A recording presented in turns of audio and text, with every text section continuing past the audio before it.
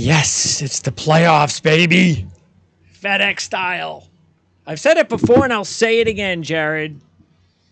I believe the best sports sponsorship, hands down, is FedEx. From their business side, or yes, from? I think they get more bang for their buck than any other sports sponsorship. It's the FedEx Cup Playoffs. I mean, yeah, you don't say it without it. So yeah. And they talk about it every single week. Even after the first week of the season, they go to the FedEx Cup Playoffs. It's like, look at the standings after week one of the FedEx Cup. I mean, come on, dude. Really? You're going to do the standings this week one? I've never thought of it, but I think you're right. Yeah. So anyway, we've got a show where we're going to really zero in on, that's right, the FedEx Cup Playoffs. So, and a couple of things I wanted to talk about with last week, because this is real important. We always talk about, all right, picks are great. We always want to make picks. We always want to win picks. But I say this over and over again. It's not just about hitting the picks and winning the picks. It's more about the analysis, and it's about what we say about other players and things of that nature. Definitely live betting is important. That's why, Discord, if you haven't joined our golf community yet, that's real important. We always talk about the live betting and what goes on from round 2 to round 4. But a couple of things happened, and one of them was Lucas Glover winning. And we had talked about, even though we didn't pick him, we talked about what happens with certain players when they're hot, like Lucas Glover was, and all of a sudden he misses a cut. So you go 4th, 6th, and 5th. So he misses a cut, and some people might just go, all right, that's it. It's over. His hot streak is over. No, it's not over, because he had like one bad round, say. Everybody can have a bad day, and especially in golf. And then we said this with Hubbard a few months ago. Now, Hubbard did not continue, but it's a statistical thing. It's like everything in handicapping. And statistically speaking, you stick with the guy, even if he misses a cut. And that's exactly, look, I made some money back. Like I said, we didn't put him in our picks, but that's what we said last week, that don't give up on Glover just because he had one miscut. Yep. I wish I had listened to us. Yeah, right. On the picks. I know, right? That was the most painful tournament of the year all season for me, just not being on Glover. I bet him the week previous when he missed the cut. I was on him 3 or 4 weeks before that at the John Deere. And I was even betting him at lower numbers in those 2 tournaments than he was at last week when he was available at 90 or 100. Just a mistake by me to not stay on him. I feel like oftentimes I stay on guys for too long.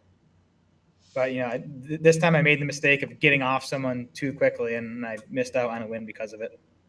And that's the other thing is, you're right, and you'll see that with our picks, is that we'll stick with a player or two, even if they let us down one week, because, hey, if you like it, because the deal is this, if you like a guy, unless it's a horse for a course deal, that's completely different. But if you like a guy based on his form one week, well, then why would you just not like him the next week? I mean, of course, if you liked him that week, that means you still kind of like him. Now, I understand if, again, maybe you don't put him in your picks, but, put a buck or two down on him. I mean, don't just let him go away for nothing. And it's always price considered too, of course. Yeah. Like, if Glover was 40-1 last week and I had not bet him, it'd be easier to swallow. But the fact that his odds had, almost doubled from where I had been betting him, the month prior, and I still didn't pull the trigger. I think it was a mistake. Well, again, though, here's the other one. Here's the second part. What have we been saying all along? And this season, it's 100%. Players who are not used to being the favorite don't fare well. And who am I talking about but Denny McCarthy? When we were on the show last week, he was 35-1. You picked him at what when you got up in the morning on Monday? What'd you get him at? 35-1 is where I got him. At 35-1. Lower. Yeah. Okay. It might have been a bit lower by the time we recorded, but yeah. Okay. So and he's like about the 6th choice last week at that point. Wednesday night, whatever, 10 o'clock, 11 o'clock at night, making my final picks. Okay, what am I going to do? Who's the favorite? But Denny McCarthy at 20-1. Yeah. That is because there's no way we feel the same way about Denny McCarthy if he's 20-1 in the favorite. Because, like you just said, it's about value. And you're not getting any value with Denny McCarthy at 20-1 to be the favorite in an event when he hasn't won an event. Yeah, exactly. And that's why, again, I always say I do my research on Sunday nights because I want to bet first thing Monday morning for the most part, because I do think that's when you get the best numbers. I mean, when something like McCarthy happens where I get him at 35-1 and he closes at 20-1, like, even though he missed the cut, I'm happy with that bet because I feel like I got value. You did, right? Yes. You did the job. Closing line value is what they call it.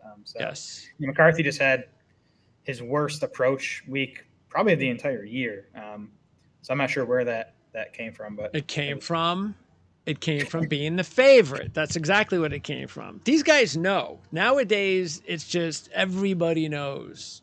It's just it gets around. They know. And if not, then somebody sticks a mic in front of them. So how do you feel about being the favorite this week, Danny? I am. I didn't know that. Okay. All right. Anyway, so yeah, that's just and look, like 100% this year. Anytime we've talked about it, players that are not used to it, they don't perform well. So, all right. Now, as far as the playoffs, Justin Thomas. Ouch. Yeah, major ouch, even though he deserved it.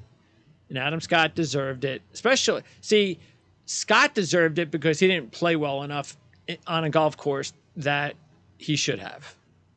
And if he just played well, I think he had like a round and a half that he just played awful, then he's in it. And Justin Thomas, ouch, because of the fact, it would have been interesting if that ball would have went in on 18. But the fact is that he hadn't been playing good golf all season. I mean, the only thing that I did right in my one and dones this year, the only thing was picking Justin Thomas in Phoenix. That is the only event that he had top five or top.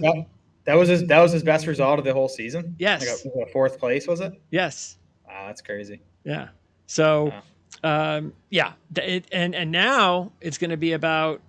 See, we talked about last week. Well, what do you do if he doesn't play well, but he plays well, but still misses out? Now it makes it tougher for Zach Johnson. It would have been an easier thing if he played really poorly. All right, you know what? I could probably not put him in. But now he actually played well. He was this close to missing out. And now you got a really tough decision on your hands. Now, I don't know who that decision is. And that's what I think it comes up with. Is going to be interesting to find out if he makes it, who does he bump out?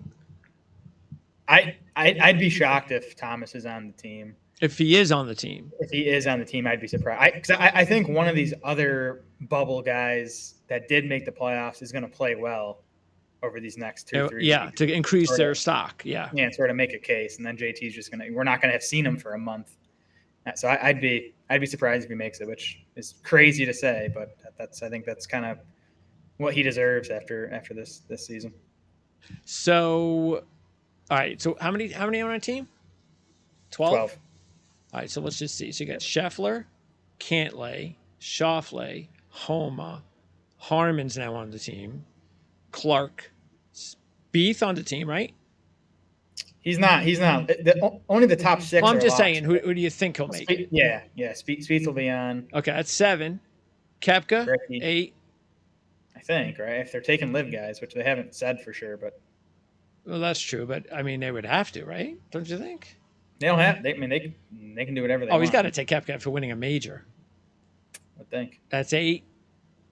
Okay, I think to me I think that's probably your solid 8. Morikawa. I think Morikawa probably. Did you say Homa? Yes, I did. Okay, and did you say Ricky?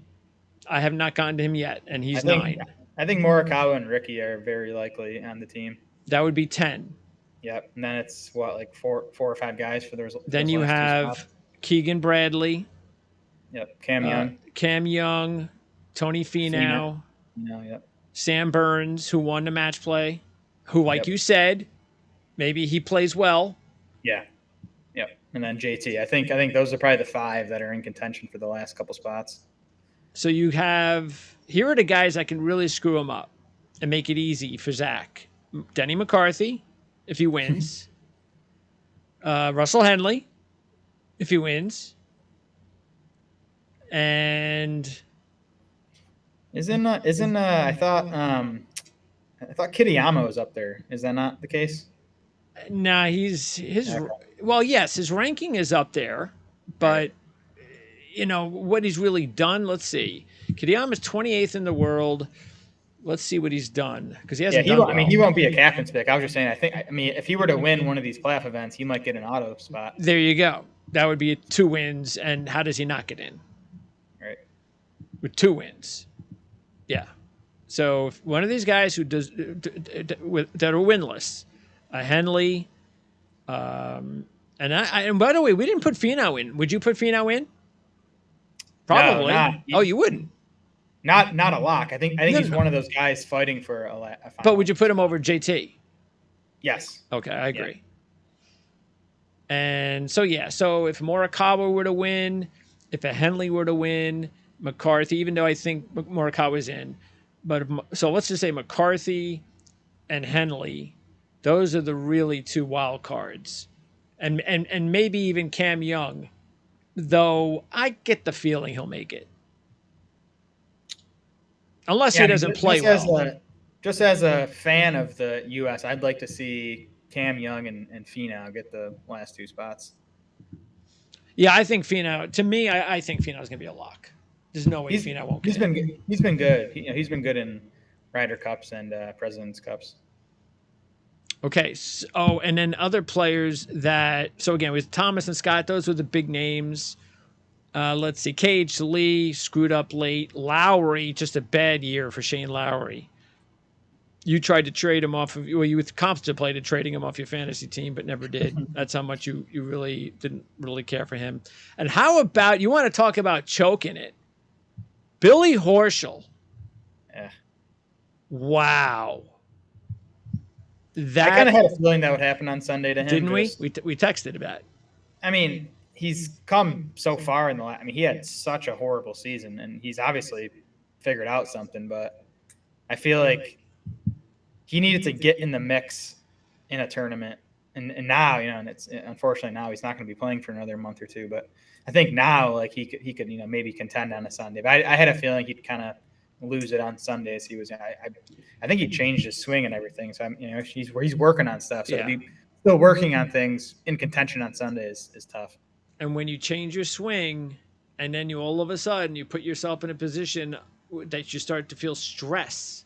Yep. All of a sudden, all that stress, you're not used to that, and that stress builds up in a new swing, and and you had a guy that went 62, 63, and then went over par on a golf course like that on Sunday.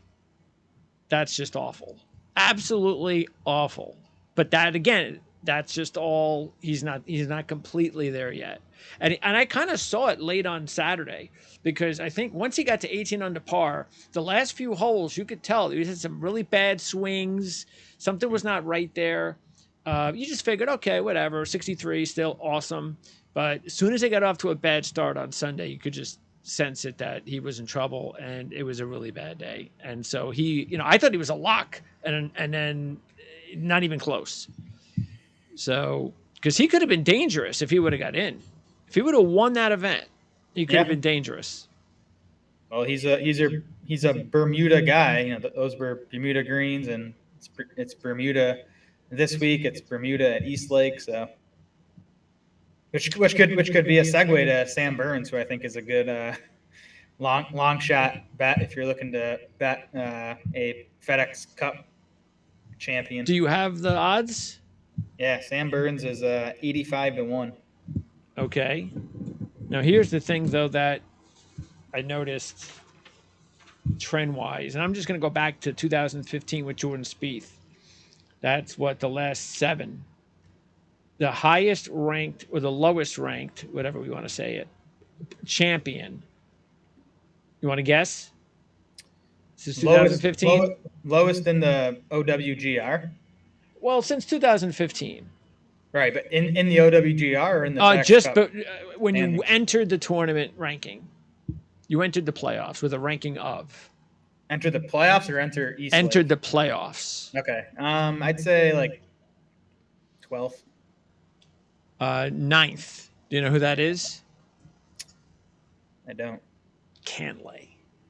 Can't lie. Okay. I Ninth. mean, yeah. That shows you that the cream will rise to the top. But the funny thing is, the last 3 champions won once in the playoffs. That's it. Cantlay won the BMW. Remember, they changed the whole thing, Right. so you have to. Which I don't know. I mean, what do you think about that? As far I as understand why they do it. how they do the Tour Championship now? Yeah, making. Yeah. But it's Yeah. like to me, It's much better for TV. it's just like half the yes, because you don't want the guy winning and then losing, and I Yeah. I completely get that. yeah. Yeah, I wouldn't spread the leaderboard as much as they do. That's I the thing. might It's like some of I the might guys go that are like on there have no shot. exactly. I might go like -5 for the guy who comes in the lead, then -4, -3, -2, -1, then just start everyone even. Um, so they could tweak that a bit, but it's better than it used to be, I think, where you got to the Tour Championship and you had one storyline of who's going to win that Yeah, tournament, and a whole different storyline of yeah, who's going to I win agree. the playoffs. So, Yeah, it's silly. well, if we're looking for guys in the top 9, just odds wise, You mean as far as Brian. rankings or Yeah, well, as okay? far as the top 9 right now in the FedEx Cup standings. Oh, the Um, standings. Okay. yeah, and so if we're saying one of these top 9 guys is going to win it, which Well, you yeah, I could was feel giving like you he world is. rankings. Yeah. Well, so I mean, Brian Harmon's in 6th place right now. He's 45-1 to win the whole thing, That's not bad. and Keegan Bradley's in 8th place, and he's 45-1 to win the whole thing. So Yeah, Keegan's 15th in the world. He would. There's no way Keegan Bradley's winning this. That'd be shocking. I Imagine agree. him winning. Wow. I can't. No, neither can I. How about? All right. So, what's Homa? Homa's in 4th place in the standings right now. His odds are 15-1. That's not bad. See, so well, yeah, it's not bad to me. So you have Rahm and Scheffler who have like a massive lead on everyone else. Like Rahm's like 1,000 points ahead of Rory. So Rahm's think almost guaranteed to enter the Tour Championship either in 1st or 2nd, and so is Scheffler, I would think. So man, if I was betting this, I would either just bet Rahm or Scheffler, or look for like long shots. Like I do like Sam Burns at 85-1 because if Burns wins this week, he's going to jump into the top 10. I don't Sure. dislike that idea at all. So if you don't want to bet Burns to just win this tournament this week, bet him to win the whole FedEx Cup, because if he wins this week, his odds for that will probably drop to like 20-1. He's 85 right now. And who else do you? Who else are like long shots of like 25-1 or higher with notable guys? So I mean, my guy Morikawa's 35-1. There you I think go. that's okay. He's in 22nd place, or he's another guy I like this week. How about Wyndham Clark? What is he? Wyndham Clark is. Oh, where is Wyndham Clark? I must have missed him. What place is he in the? He's 11th ranking. Yeah, I must have missed him. Let's see. Where is Wyndham Clark? And then what are our English boys? Okay, Because Wyndham. they're our top picks this week. Yeah, so Wyndham Clark's 18-1. That's not bad. Hatton's not a bad one. Hatton is. Why do I keep missing these guys when I'm scrolling? Where's Hatton in the standings? 14th. 14th. And Fleetwood's 23rd. Terrell Hatton. Fleetwood's 85-1. Hatton's 85-1. Whoa. There you go. Okay. So Burns, Fleetwood, and Hatton. Yeah. Yep. Yeah. What's Ricky? Yeah, Fleetwood. Man, I don't think I could bet Fleetwood to win this thing. The guy can't even win a regular PGA tournament yet. I think Hatton and Burns are the two best bets. I'm actually probably going to bet both of them at 85-1. What's Ricky? Ricky's pretty high up here. He 22-1. Okay. Same as Cantlay. So he's in a pretty good Cantlay. He's in a pretty good. Imagine Cantlay win 2 out of 3. He's a pretty good like He I gets guess hot around this time of year. yeah. I think in that range, that 15 to 22 range, when you got Clark and Homa Yeah, and who would you say? Ricky. Those aren't bad Ricky in that Cantlay. Yeah, middle kind of group. I mean those guys I'd almost rather just bet them to win this week than bet them to win the whole. I mean, because you're getting better odds Sure. on them this week in a lot of cases. And this week is not. This week is actually a really good week to take long shots because even last year, check this out. Last year, Scheffler missed the cut. McIlroy missed the cut. Yep. Cantlay, 57th. Schauffele, 57th. Those are 4 of your top 5 picks in odds this week. And it just didn't matter. And matter of fact, if you look at like Spieth back in 2015, again, different system, four events. He started the event because he was first in the world, but he started with 2 missed cuts and still won it all. And again, you have 5 of the last 7 champs only won once in the playoffs. 5 of the 7. So I mean that's why that actually makes me like Burns and Hatton because they're going to need to win twice to win the whole thing. But if they do that, they're going to win. It's not like they're too far back.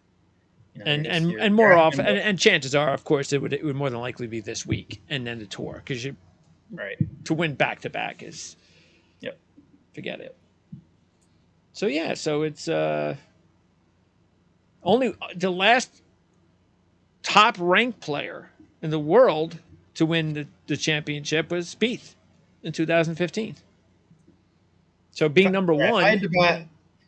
If I had to just bet one player straight up to win, I'd pick Rahm. I think that he'd gone kind of cold since the Masters, relatively speaking, but I think at the Open he sort of got it back in gear, and I just think I just got a feeling he's going to close the season strong. Well, he doesn't have Rahm and Scheffler. Haven't won yet. No FedEx Cup champions for either one of them. Yep. So there's that. Who do you think right now is the leader for Player of the Year? It's got to be Rahm, right? Yeah, I agree. I mean, Scheffler has had the best season, but the results he hasn't won enough.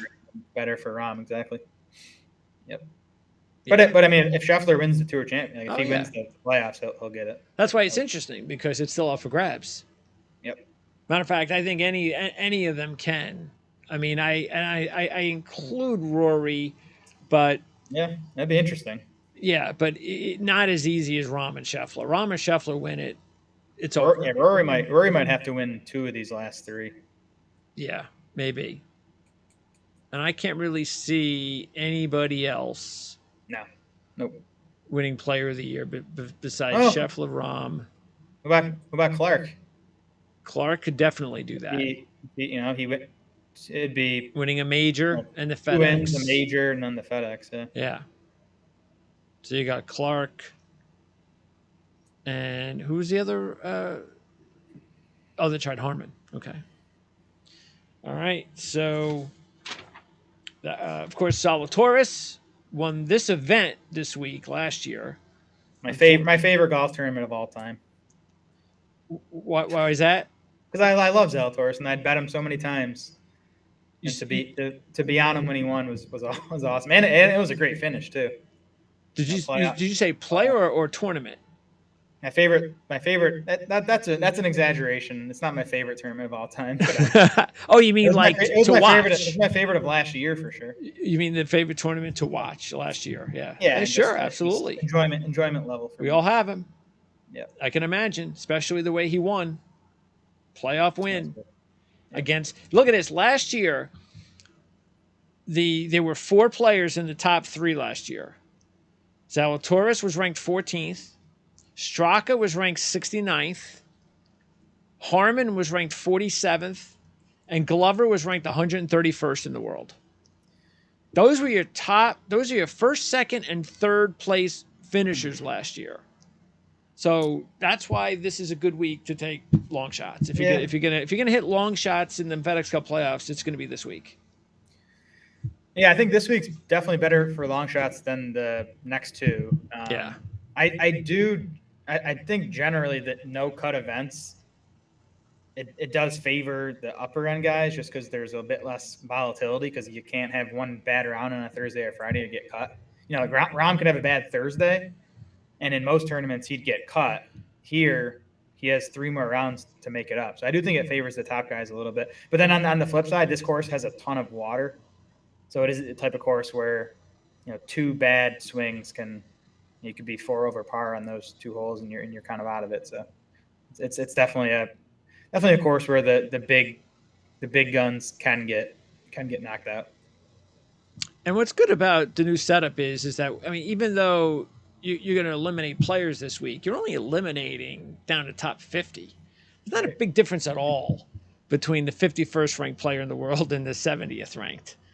So there's still going to be players that could theoretically surprise next week. But again, this is the better week. Not because you have 20 more players either. I just think it's a better week again because the top guys, they're not going to be dialed in the first week as much as they're going to be dialed in the last 2. It's just they're just not. So that's true. There's less motivation for the guys who know they're going to be at East Lake. Yeah, they got no pressure on them to do well. Again, they could miss the cut and they're fine. So there's no cut. No one's missing. Oh, no cut this week. It's a no cut event. Why did they miss the cut last year then? Well, last year they still had 125 guys. Oh, this is the first year that they put it down. So they went from 125 to what last year? I think 70, or either 70 or 50. I can't remember. It's probably 50, I would think. That would have been a big cutoff. 30. Yeah. I'm just guessing, but I'm sure our listeners know. So, or viewers, let us know. Okay. All right. So 2 more one and dones. And big prize pools. Yeah. And you still have an opportunity to make some money if you can hit these next 2. So now there's only a certain amount of players left.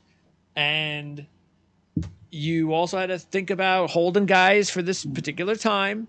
I mean, some people might have looked like, for instance, some people like you just said were Cantlay. Some people might have said, I'm holding Cantlay for the playoffs. Mm-hmm. So there's guys like that. So who do you have left that you think this is the week to go that way instead of next week?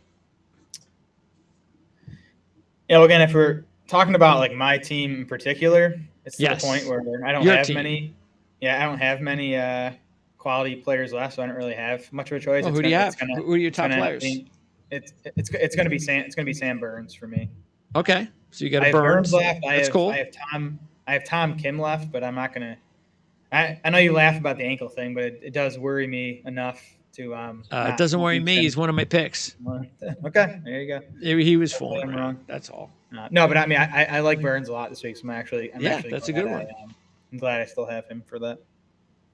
So he's your, and then let's see. So you don't have. So you've used up Jason Day.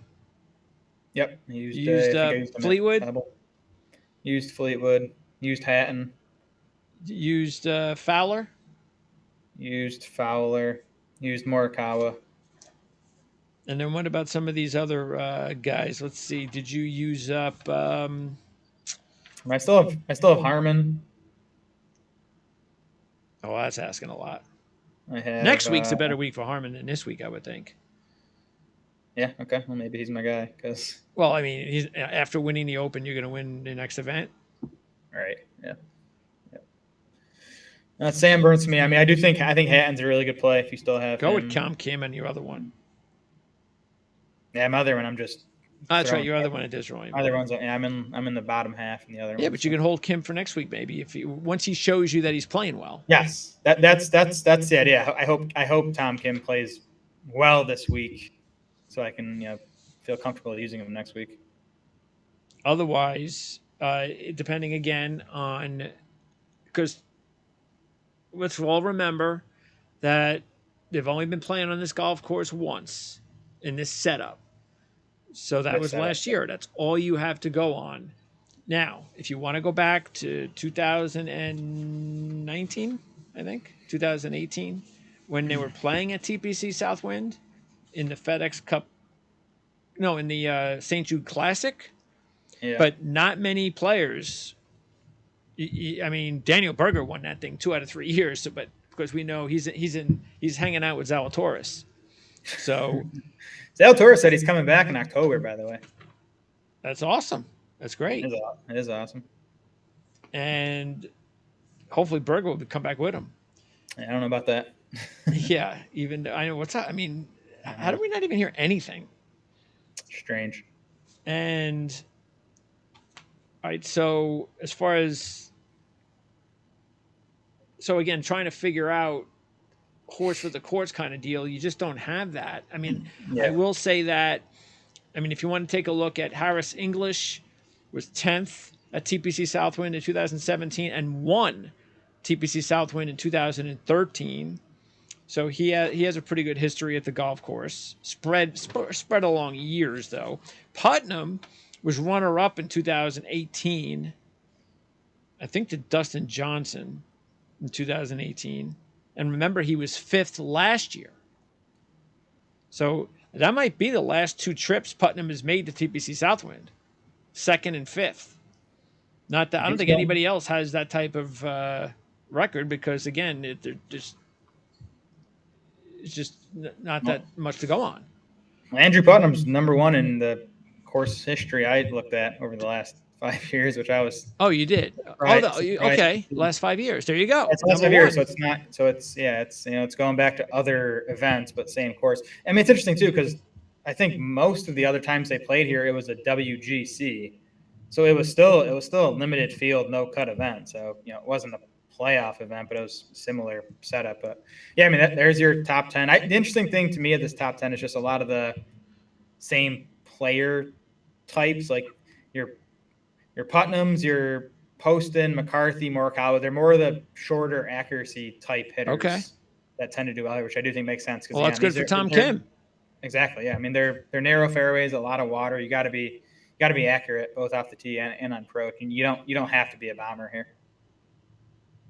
Yeah. So, and Straka, of course, the playoff loser. He's on that list, and then you have top 10 and no cut events the last 5 years. Yeah.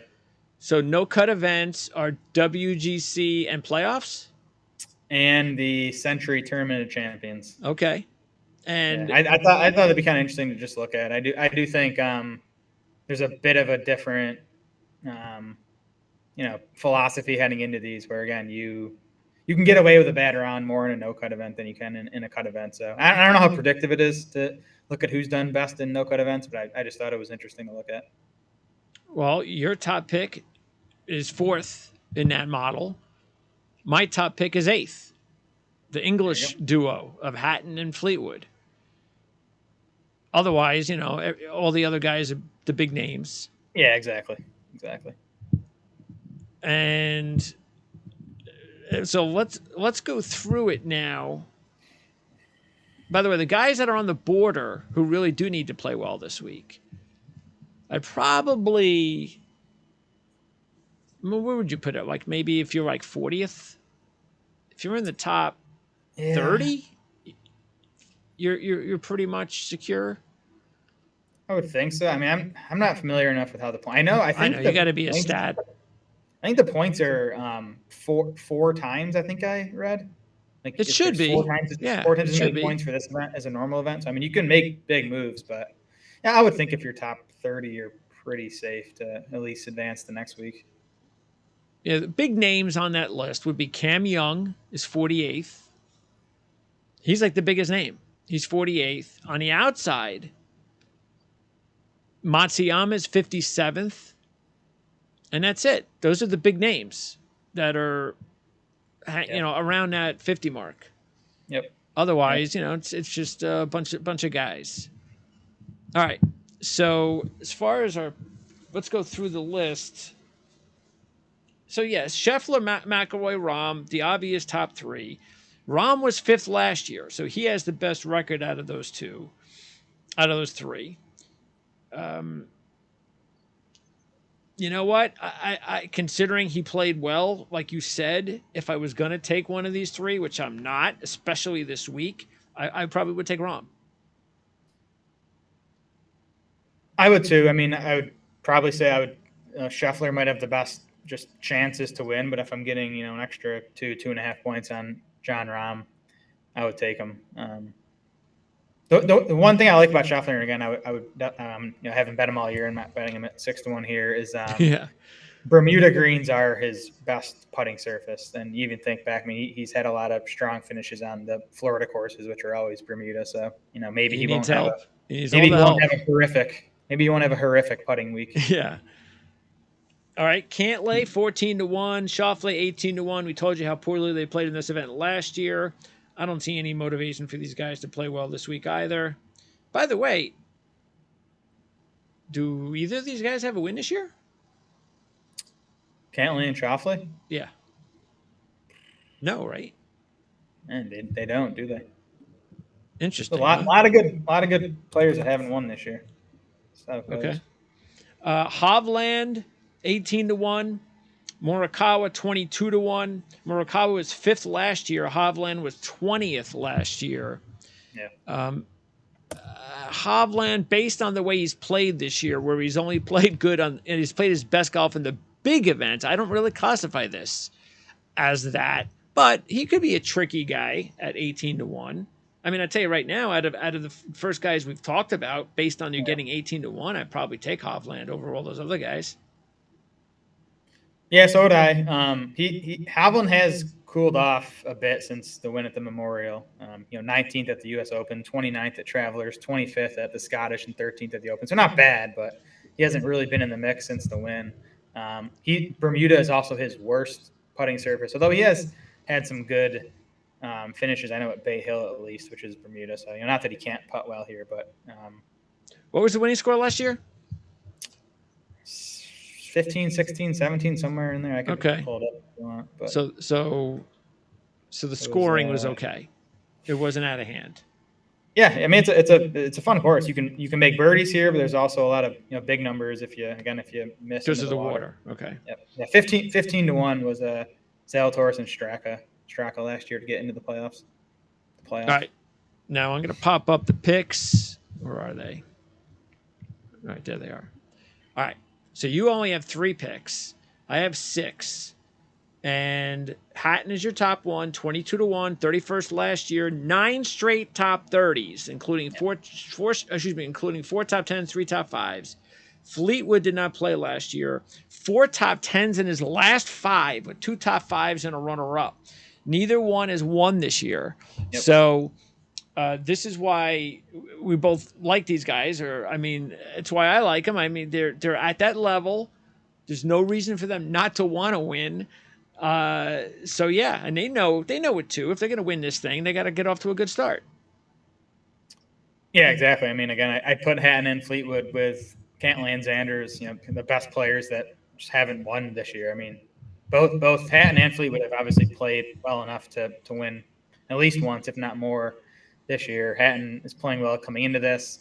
Hatton is the best Bermuda putter in this field. You think of the win at Bay Hill, he dominates at Bay Hill, and a lot of that is because of the putting there. So I like the spot here for Hatton. And then at 30-1, you got Day, Clark, Finau, and Fowler. Day missed the cut last year. Clark 28th. Finau was 5th. Fowler 64th, but we know that Finau is not playing as good, and Fowler is playing much better. Of course, Clark playing much better, and Day also playing much better. Day coming off the runner-up at the Open Championship, so this could be interesting. I gave Day a little bit of a thought. Clark, Clark's the guy where I'm like, you know what? If I'm going to pick Clark, I'm not going to pick him round 1. I'm gonna seriously think about him in round 2 or round 3. And then Ricky, I don't know about Ricky. I'm not so sure round 1, even though he has 11 top 25s in his last 13, 5 top 10s, 2 top 5s, and a win. But Ricky's also somebody that I think I'm going to hold off and see maybe about picking him in round 2 or round 3. That makes sense. I honestly, obviously didn't bet any of these guys. Ricky probably would be my favorite among those 3. Yeah, I think I might agree. Yeah, Clark, I don't. Again, I'd rather play him when he can use that distance advantage more. Again, I think this is more of a accuracy type course. So I don't love the course fit for Clark here. 35-1. We have 4 of our players. Wow. So we're going big on the 35-1 shots. You have as your second and third. You only got 3 picks. You have Sam Burns and Young at 35-1, and I have Homa and Kim at 35-1. So Burns 20th last year. Actually, is starting to play a little bit better. Yep. 19th Scottish Open, 14th last week. Don't care about the major because he doesn't play particularly well in majors. So that's that. And then Young's coming off the missed cut, which that's one of the things. Again, we just talked about it with Glover because the previous 2, it looked like he was getting going again, 8th and 6th. Yeah. And he's played the golf course. Now, you talked about this being a particular golf course, so I'm a little bit surprised you're going with Young in this spot. As far as like it not being a distance-based course? Yeah. Yes, but so Cam Young came 31st here last year, but he was second in the field tee to green. Okay. Zalatoris was first. Cam Young was second. Cam Young lost 5.5 strokes putting, which... By the way, Zalatoris, you just hit it right there. Talking about bombers. Yeah. So and a bad putter who, there you go. Win here. Cam Young. So Perfect. And Zalatoris' first win. Cam Young looking for his first win. Oh, I like it. A lot of connections there. I like it. Bit of a gut feel play. I'm not worried about Cam Young's missed cut at the 3M. I mean, he was coming off, being in the final group at the Open. And yeah, Sam Burns. I mean, I love betting Sam Burns on Bermuda courses. He's right there with Hatton as one of the best Bermuda putters in this field. Coming off a really strong performance at Wyndham, he gained 4.6 strokes on approach at Wyndham. That was his. I'm looking right now. That was his best approach week of the entire year. So if Burns has found something with the irons, I feel good about his chances of putting really well on these greens. All right. And then Harmon, by the way, is also 35-1. He was 3rd last year here. So let's keep that in mind. Fitzpatrick was 5th last year. But Fitzpatrick is just not having a great season. We've talked about that. But again, Harmon to win back-to-back after a major, his first ever, would be crazy. Henley, Matsuyama, 40-1. Henley sure choked it up the last 3 holes yesterday. Straka, 45-1, runner-up last year, of course. Now let's get into the rest of my picks. So I'm going at 50-1. I'm going with is my 6th pick. My last pick is Benny On. He's 2nd and 3rd in his last 3, and 23rd at the Open Championship. So he's playing his best golf of the year and getting 50-1. I think this is the perfect type of long shot in this event. And a post on talk about sticking with a player. Got to stick with post on. I mean, he's got 4 top 10s in his last 5. So he's red hot. And this is his time of year. He plays his best golf in July and August. Talked about that last week. And he's my 4th pick. And then my 5th pick is 75-1 shot Emiliano Grillo. Nice. So I think Grillo's got a second win in him, possibly. And if it happens, I think it happens this week. He played last year here, 31st. He's coming off 2 top 10s, 10th and 6th at the Open Championship. So those are the rest of my picks. What do you think about Post on, Grillo, and On? Yeah, I mean, I like them all. Poston and On, I think, particularly just because they're playing some of the best golf in this field over the last month. And Poston specifically has the course history, right? I mean, he's 6th in that top 10 course history we looked at. So another kid. I mean, I think we said it last week. Everything kind of came together for him to potentially win last week, and he was in the mix for a lot of that. So yeah, I expect Poston to be up there come the weekend. And the other guys I was thinking about that I'll probably throw a few bucks on, the guy that just missed my list was Cam Davis. 65-1. He's trending in the right direction. Back-to-back top 10s. 13th year last year. I just, when I had it, the only reason I left him out is my last pick. I didn't have enough. Again, I'll put money on him. It's just because I don't know whether or not he's got the makeup. Now we're getting into the nitty gritty. Now these are the big ones. But again, it is the first event. We saw the long shots last year, so I'm going to put money on him. But so what do you think about his chances this week? You're a Cam Davis guy.